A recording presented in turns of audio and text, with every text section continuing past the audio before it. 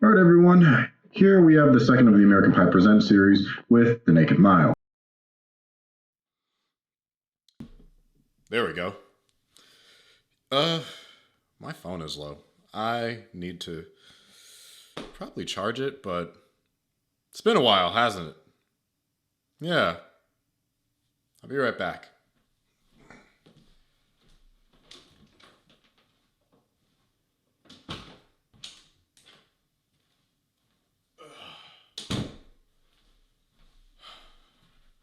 Okay, I'm back.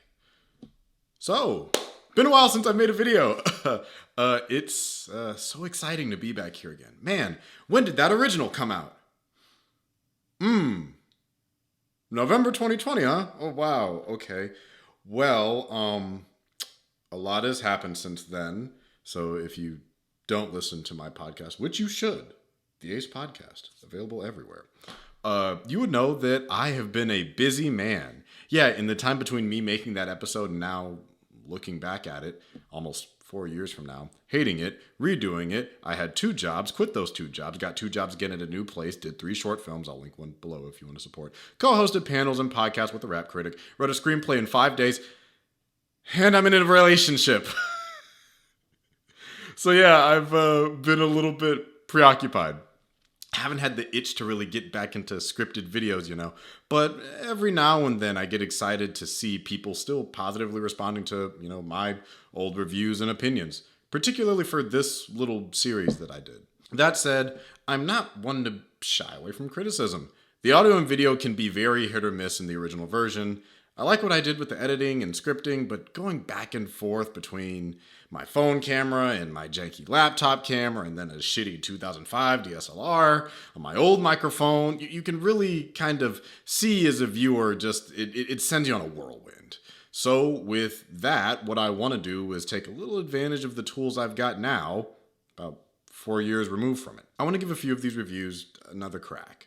Not like a definitive edition, but I haven't looked at these movies in a while, and I don't know. I want to show something I can be more proud of.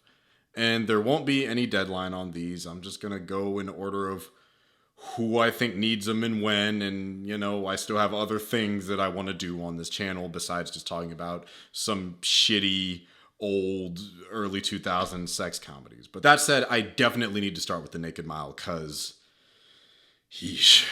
Now, without further ado, if you don't know me, my name is Will the Greatest, and in 2020, I did a retrospective about the early 2000s sex comedy franchise, American Pie. In release order, all because I found out their 9th movie was going to be releasing, and the lead guy was the hot 30-year-old from that series, Never Have I Ever. Another sex-centered drama about high schoolers that also had very strange narrative decisions. So in this video, I'm going to rewind, recap, and review the 5th movie in the franchise, American Pie Presents The Naked Mile. This bed is on fire, I'm passionate in love. The neighbors complain about the noises above, but she only comes when she's on top. My therapist said not to see her no more. She said you're like a disease without any cure. She said I'm so obsessed that I'm... First, a little BTS.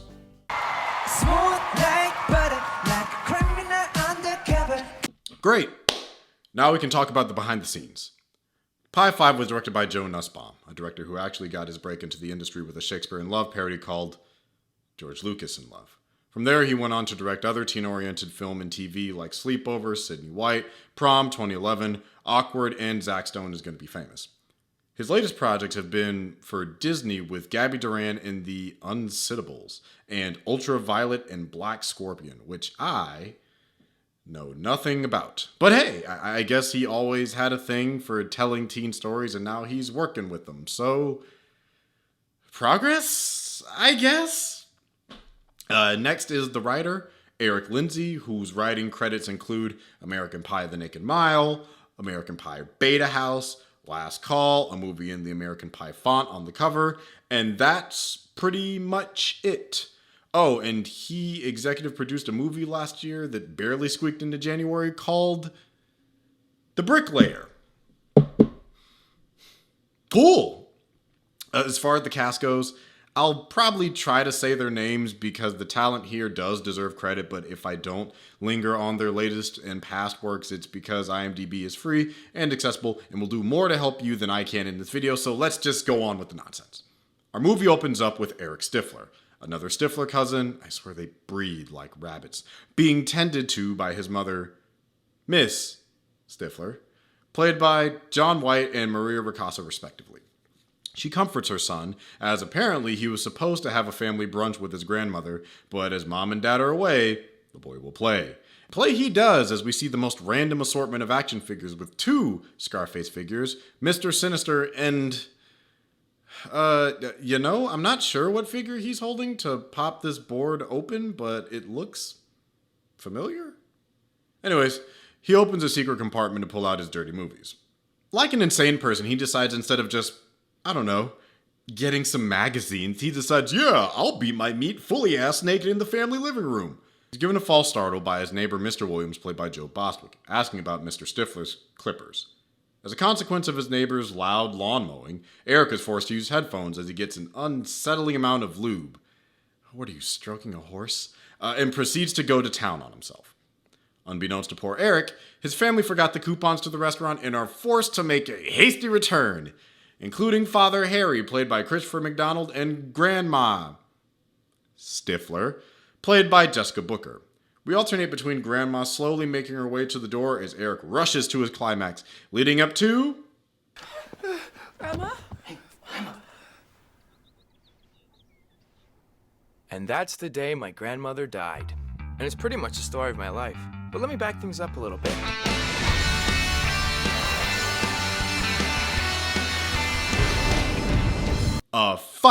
Yup, that's me, but let me tell you how it happened, opening.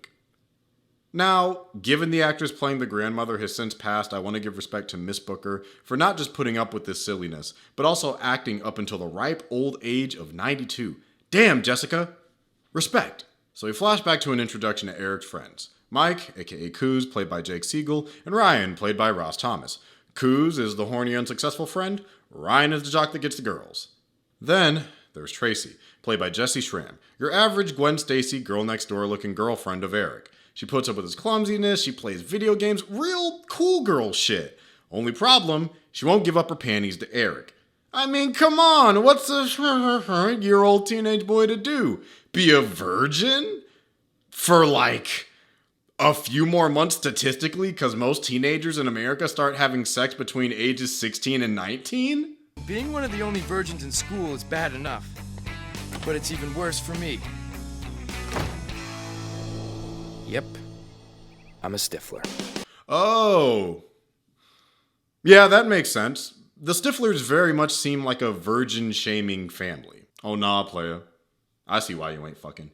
You got a participation trophy for Computer Club in 2006.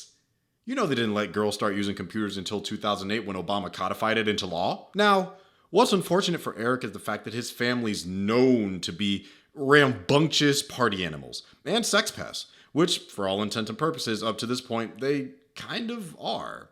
That said, I feel bad for Eric. He's not only getting peer pressure from his environment and family reputation, but also weird-ass cutaway students. Your cousin would have helped me steal his beer. Dude, a real Stifler would have totally fucked that goat. If you were really a Stifler, you would have nailed Tracy by now. Which, if anyone is peer pressuring you into having sex with a goat, please call for help. That person needs to be off the streets and planes. Wherever goats are kept, keep them far, far away. Stifler. My name, my legacy, my curse.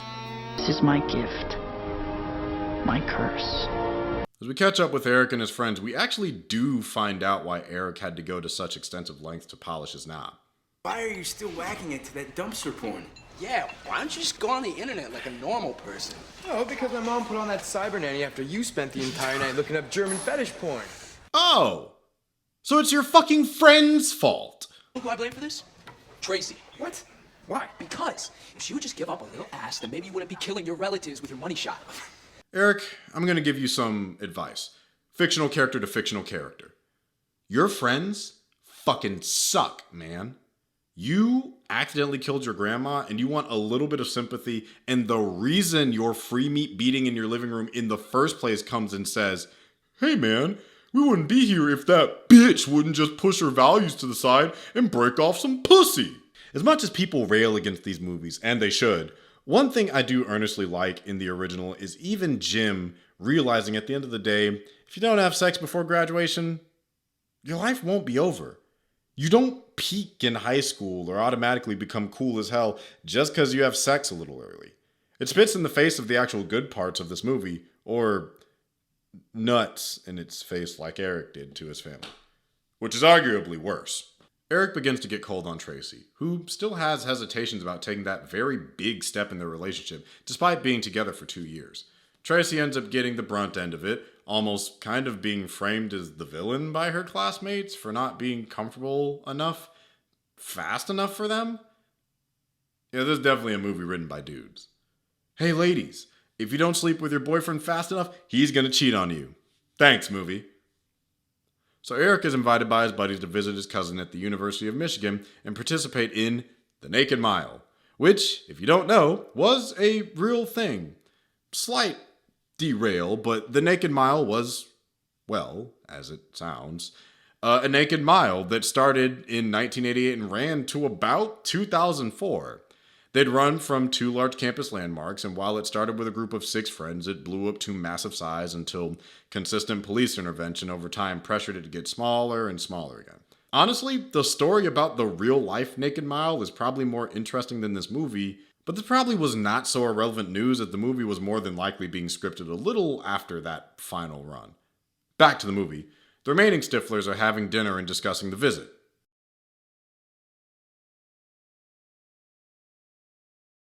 Chris is having a lot of fun here, and I can tell. Eric gets the go-ahead to visit his cousin, including fresh, homemade chicken salad sandwiches, as he gets a call suddenly from Tracy, saying she wants to have sex. Tonight. So, Eric sneaks out and is on the move to Tracy's house to become a real, bona fide stiffmeister. God, saying that feels gross. So Eric and Tracy start getting it on to let's get it on.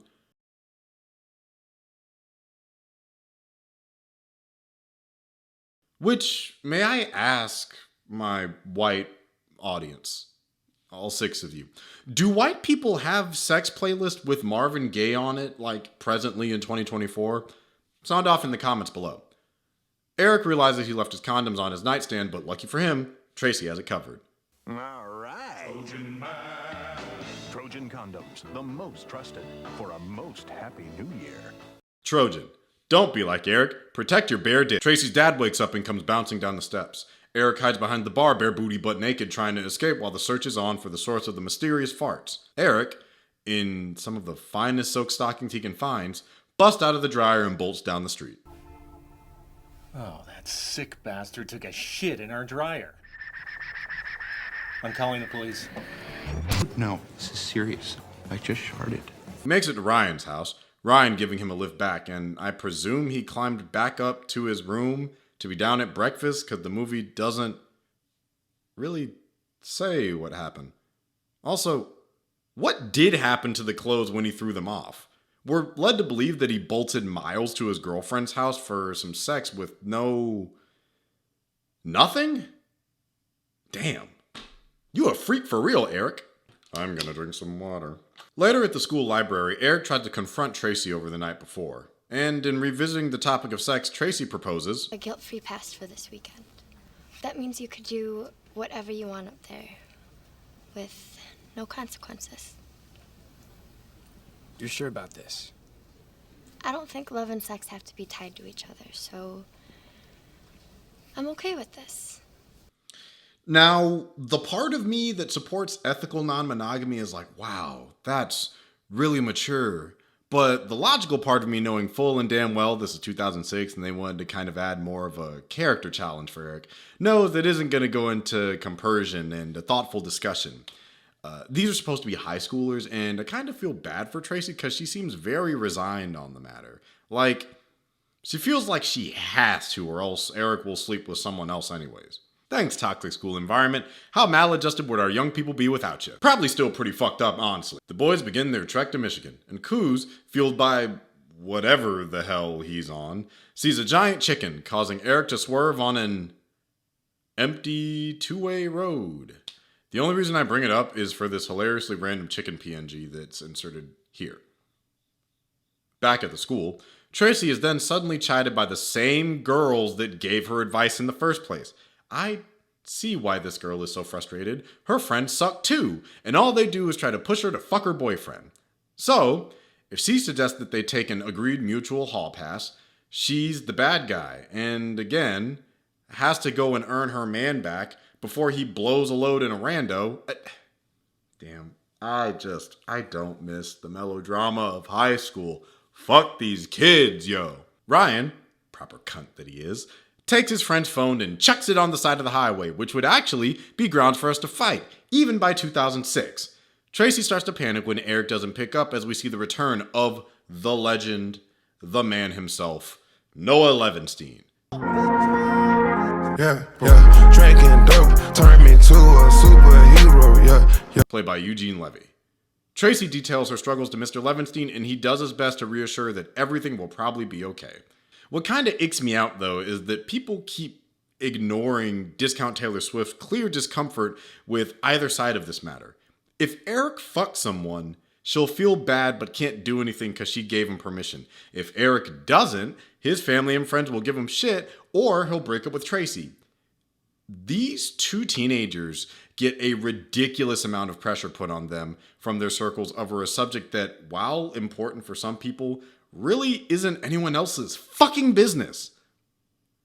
So the boys get to the college as we're introduced to Dwight Stifler, played by Steve Talley. And, of the shit-stained family tree that they are, he probably ranks second under Steph Stifler from Girls Rules for me. The party animal is doing shot for shot with some poor, defenseless bowl cut who proceeds to projectile vomit on a nearby girl, then proceeds to get the equilibrium smacked out of him. Man, that guy's having a tough day. Dwight later blacks out on a bed. You cannot pass out around white people. Frank fell asleep, so we stuck a carrot in his ass and put shaving cream on his balls. Why, motherfucker? Why would you do that to a friend of yours? He trusted you enough to sleep around you. You gonna put a carrot in his ass? Is that nice? Eric and his boys get recruited to play football against a fraternity of literally little guys, which I know it's played for a joke, but I do kind of enjoy the fact that they employed all these people and treat them like fair competition. Man, some major corporation could maybe learn something about these hiring practices. The teams exchange a few verbal slugs with Dwight remarking, "Let's get back to Oz there before you get your ass stomped, Toto." Which, poor guy, he doesn't know that Toto was the dog, you fucking idiot. Oh, okay, movie, just do my job for me then. So the game begins, and honestly, the Beta Boys get fucking washed. The next 6 minutes was probably both fun and brutal to shoot, because you're getting thrown in mud, but you're also basically getting paid to just play football? Let's go out there, show these little sons of bitches what being a beta's all about. Sound bites that don't age well! Somehow, by the power of 5 drunk white guys giving a speech in a circle, the Betas, still funny, actually catch up to the Little League in the second half. Everything's tied up. They go for it in the last 5 seconds, and Dwight is right at the end zone and gets punched in the dick, and they lose. Which is totally a flag on the play, but the ref barely did shit when a fight broke out, so I think he's just kind of here for the show. The boys lick their wounds and go to the club. Dwight is randomly assaulted by a blonde stranger as everyone cheers him on. Eric and Coos get weirdly and randomly berated by Ryan for reminiscing over the good old days, which for them was probably 7 months ago. Ryan taking issue with the fact that they aren't living it up in the present as he is mentally preparing himself to reboot when he starts in California in the fall. Don't you see? That's what this weekend is about for me. What do you mean? See if I can do it. If I can start over and accept being low man on the totem pole. Ryan, it's just a weekend, man. Maybe to you, but to me, it's a lot more than that. Man, I sound like a chick. I really need to go get some pussy. Wow, Ryan, that's really sad, actually. God forbid you talk to your friend about your worries about starting over beyond your safety net, and he actually gives a shit. I made myself emotionally available for 2 seconds. Time to drown those emotions in alcohol and fucking, lest I actually feel something. And I know, it's a joke. It's haha funny time from 2006. But in 2024, you kind of see a teenage boy who kind of is at the peak of realizing, oh shit, I have to start over again. And in like 2 months. Yeah, and just growing past his hometown. There's a legit worry there. But if you'll survive mentally away from your family, friends, and familiarity, I kind of feel bad for Eric, because he legit is just wondering, what the fuck is going on with my friend? Anyways, back to the plot. Eric bumps into a blonde girl named Brandy, a fine girl, a good wife I'm sure she would be, who spills a drink on him as we get this awkwardly intimate interaction in the back room of this brown booze bar. Then we get this. I'm just visiting for the weekend. I'm a senior in high school. High school? Yeah. Am I a predator?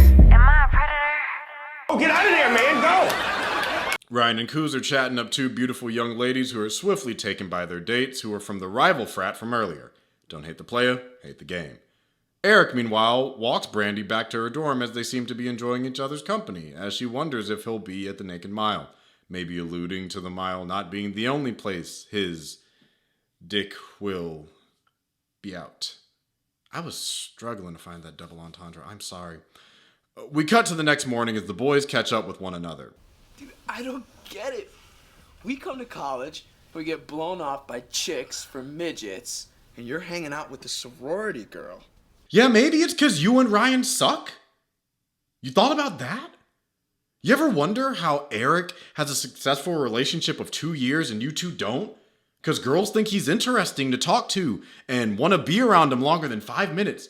Motherfucker walked home a stranger he just met less than a few hours before. She felt safe enough around him to walk at night with his ass. Go ahead, Eric. I see you, bro. Anyways, Eric tips out and has a chat with Tracy, who begrudgingly encourages him to participate in the Naked Mile. Poor teddy bear. As Eric is making his way back, feeling recharged, he runs into one of the saving graces in this franchise. Again, Noah Levinstein. Initially, being a little hesitant, Eric ultimately confides his situation to Noah, who, unbeknownst to him, is already somewhat clued into the dilemma. Noah tries to provide Eric with some sage sex wisdom, even recounting a tale from long before. Well, you know, my son Jim went through kind of a similar dilemma. He was going out with this very attractive foreign exchange student named Nadia. Right, yeah. That's the one he blew his load too early with, right? Yes. Twice. Yes. Over the internet. That's the one. Well, That's a very generous way of describing the situation. Also, I had to wonder how both of them knew about what happened, given Eric would have been like 10. But remembering how relatively small the community seemed in East Great Falls, and it was the internet, and also Jim probably having to have some really, really rough conversations with the school staff, the blanks kind of fill in themselves. I'll give him some leeway. Also, one minor aspect I like here is that given this movie was prior to a reunion, but after wedding, God, I'm describing this shit like fucking Star Wars. Given that information, they vaguely allude to Noah having some gender TBD grandchild. But also, to their credit, they keep that consistent when reunion comes about. And we see that it's a little boy. So, catching up with Dwight, we see him exiting the home of some lay of the day, and why the fuck is there a monkey? You know what? I don't want to know. Dwight gets jumped by the fraternity of little bastards and kidnapped, eventually finding himself in the hospital. Also, I don't think I ever pointed this out because the movie barely mentions it and most wikis don't note it, but that fraternity does have a name. It's Lambda Pi Gamma. Dwight actually says it. Just a fun fact amongst all the jokes they make at those actors' expense. The high school gang catches up with Dwight at the hospital and he clues him in. Unfortunately pointing out that he may be in recovery a few more days and that he'll miss running in the mile, which seems weird. Can he not just have his balls out in a wheelchair? Hey man, what the hell happened? Rock and his boys jumped me, wearing all black and ski masks. I wouldn't know it was them. That's a really good point, Dwight. Not a lot of little people rolling around together in groups. At least, I don't think so. Anyways, Dwight chats up. Hold up.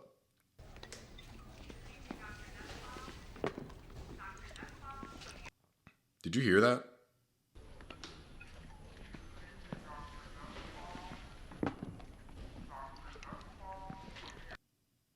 Did the director just make his own Easter egg?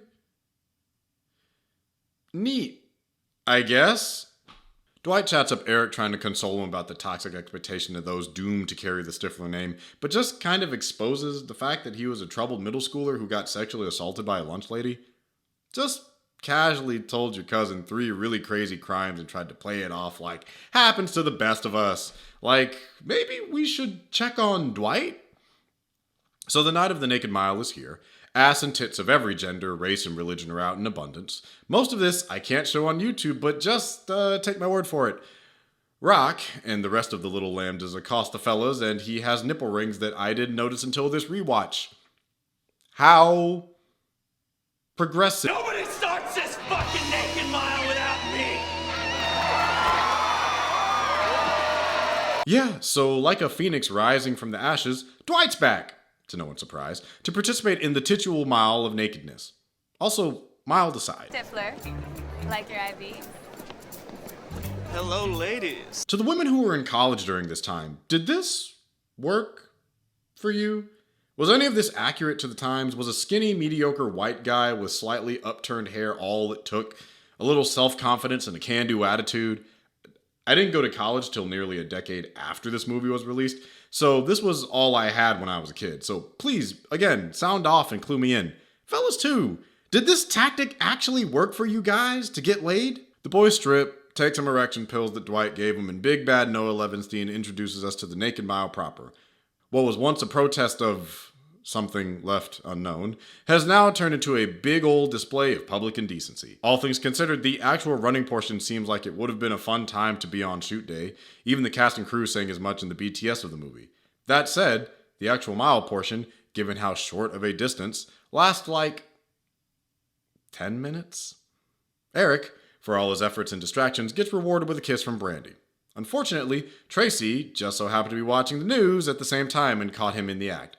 As she's being consoled by her friends, who also tried to encourage her to have sex, thus kind of leading to this anyways, we hear this. Would you quit being so logical, Tracy? We're girls. Boys should know better than to trust us to be rational. It's not in our nature. That was definitely written by a dude.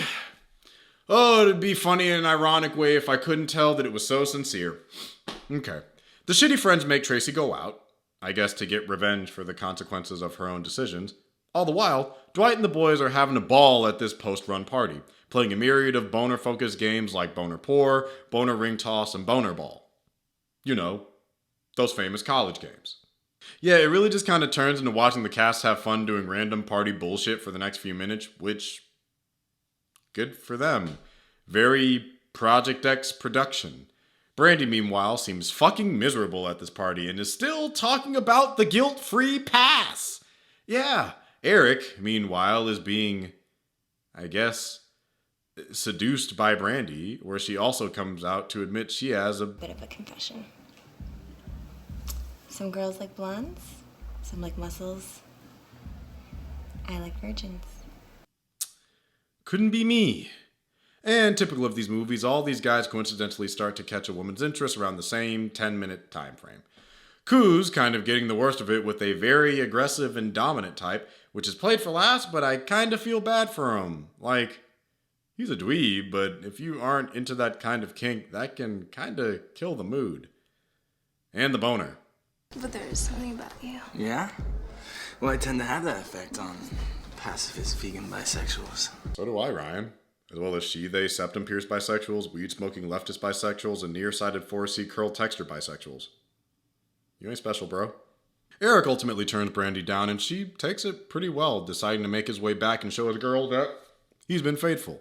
Meanwhile, Tracy is opening herself up to maybe hooking up with her ex Trent. As Eric makes his journey, he, for some odd reason, didn't check his gas before leaving and runs out on the freeway. Luckily, due to Equus Ex Machina, he has a method to finish the last few miles of his journey. He makes it just to run into her shitty friends, just to be told, Because we know about your little sorority slut.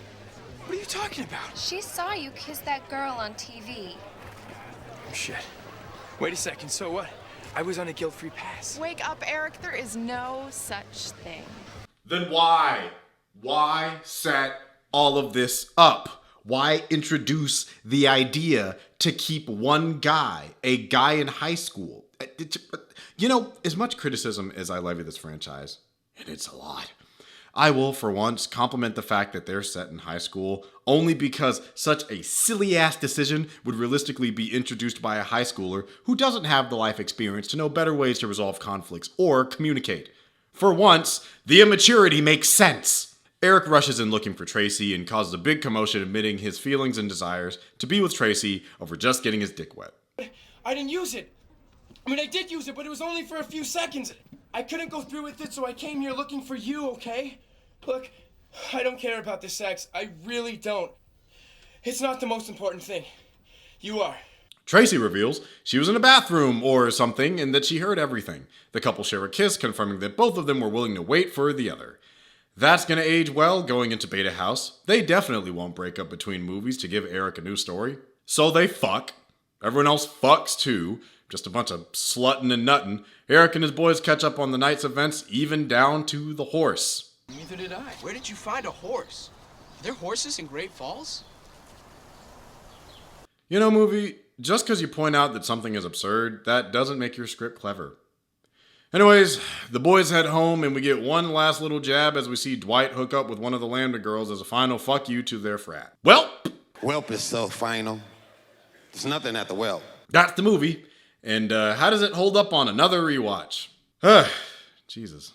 I think it got worse, sadly. Look, no disrespect to the cast, the crew, the people that are fans of this one in particular. I can clearly tell that the team behind this movie had a lot of fun making it. In watching a little bit of the commentary, yes, there's a commentary, and yes, I bought it, they talk about the interesting little details they threw in, such as where the toys in the opening came from, the cameos from different crew members, and what set life was like. These movies look fun to be in production for. The problem is, I don't think that fun always translates to an enjoyable viewing experience.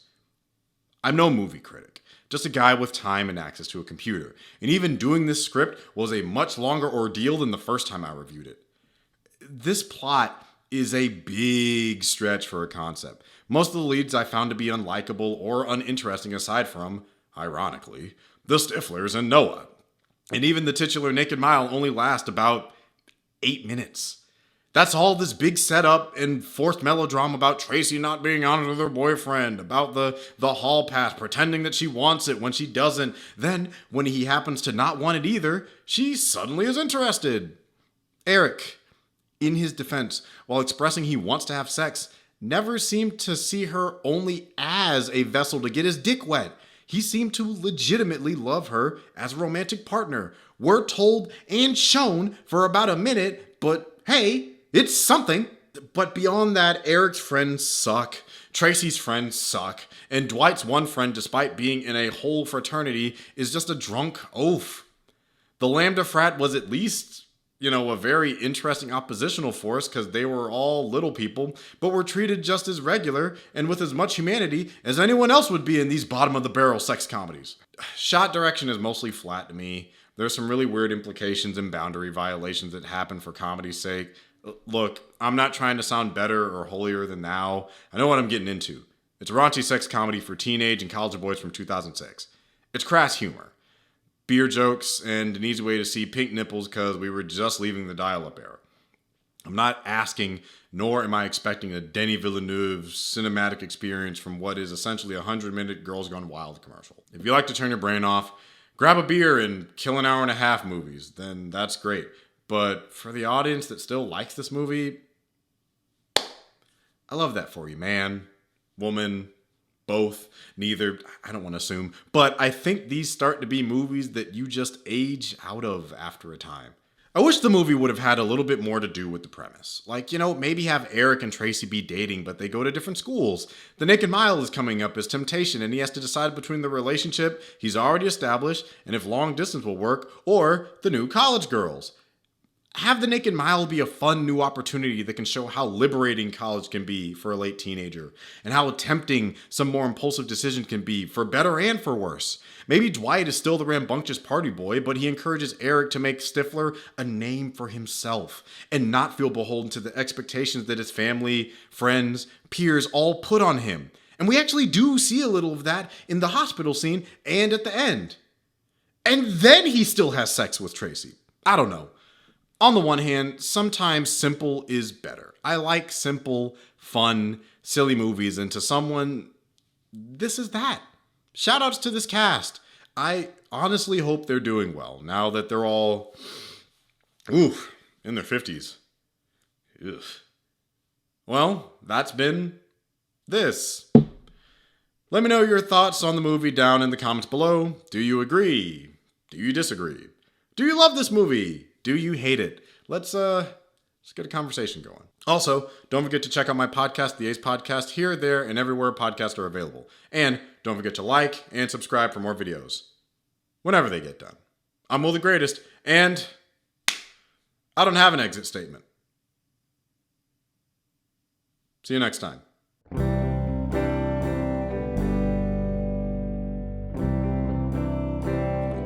Eric is forced to use headphones as... Fucked it up. She puts up with his clumbing in it. Fuck. Alright. I mean, come on! What's sure... You got a participation trophy. Trophy? What the fuck is a trophy? Oh, nah, play. I see why you ain't fucking. You got a participation. Fuck. You killed your grandma, and you want a fuck. God damn it, I said it backwards. Butt naked.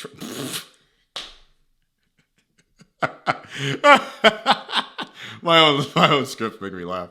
Eric hides behind their bar, bare booty, butt naked. Back at the school library, Eric tries to confront Tracy. The boys begin their trek to Michigan, and cues, and of the shit-stained family tree that are... We can do it. I can say it. I can say words. Fuck! Ah! God damn it! I sneezed and my abs hurt. Jesus. Ugh!